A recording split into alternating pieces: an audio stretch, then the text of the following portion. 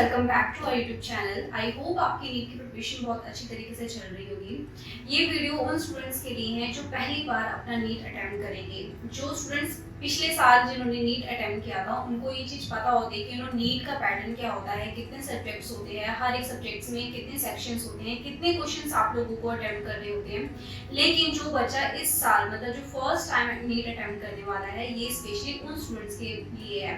इस वीडियो में मैं आपको बताने वाली हूँ कि एग्जैक्टली नीट पैटर्न कैसा होता है, कितने सेक्शंस होते हैं, कितने क्वेश्चंस आपको अटेम्प्ट करने होते हैं, and the most important thing कि नीट एग्जाम जो है क्यों जरूरी होता है एमबीबीएस एस्पिरेंट के लिए। So without wasting time let's start the video. So NEET exam हर साल 5 मई को होता है और इसकी जो एग्जाम ड्यूरेशन होती है वो 3 घंटे 20 मिनट की होती है। मींस आपको जो एग्जाम करने का टाइम मिलेगा वो 3 घंटे 20 मिनट का मिलेगा। एंड इसमें जो एग्जाम टाइमिंग आपकी होती है ये 2 बजे से शुरू होता है आपका पेपर और 5 बजे तक आपका पेपर चलता है। अभी बात करते हैं सब्जेक्ट्स की। तो ये सब्जेक्ट्स 4 होते हैं, chemistry, bio, botany and zoology. और ये 4 सब्जेक्ट को 2 सेक्शंस में डिवाइड किया होता है, section A and section B. Section A में आपके 35 क्वेश्चंस आपको मिलते हैं, सेक्शन बी में आपको 15 क्वेश्चंस मिलते हैं। सेक्शन ए में जो 35 क्वेश्चंस होते हैं आप उसको हर एक क्वेश्चंस को अटेम्प्ट कर सकते हो, लेकिन सेक्शन बी में जो आपको 15 क्वेश्चन होते हैं 15 में से सिर्फ आपको 10 ही क्वेश्चन अटेम्प्ट करने होते हैं।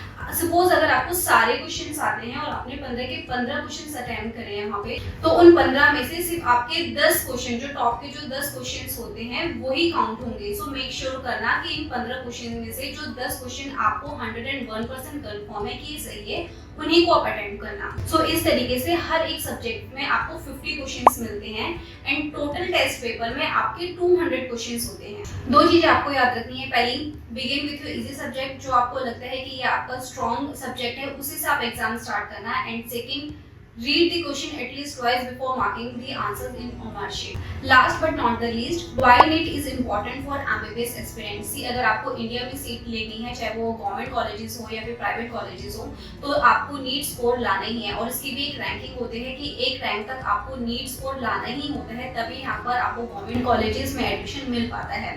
लेकिन जो स्टूडेंट्स बाहर अभ्यास करना चाहते हैं उनके लिए भी नीट उतना ही जरूरी है जितना यहाँ इंडिया में पढ़ने वालों के लिए। बिकॉज बाहर जब आप एमबीबीएस करने के लिए जाते हो, लेकिन अगर आपको प्रैक्टिस यहाँ इंडिया में करनी है उसके लिए नीट मैंडेटरी होता है। हालांकि ऐसी बहुत सारी यूनिवर्सिटीज हैं जो विदाउट नीट भी एडमिशन करती हैं बाहर की, लेकिन उस केस में जो स्टूडेंट्स होते हैं वो इंडिया में आके प्रैक्टिस नहीं कर सकते हैं।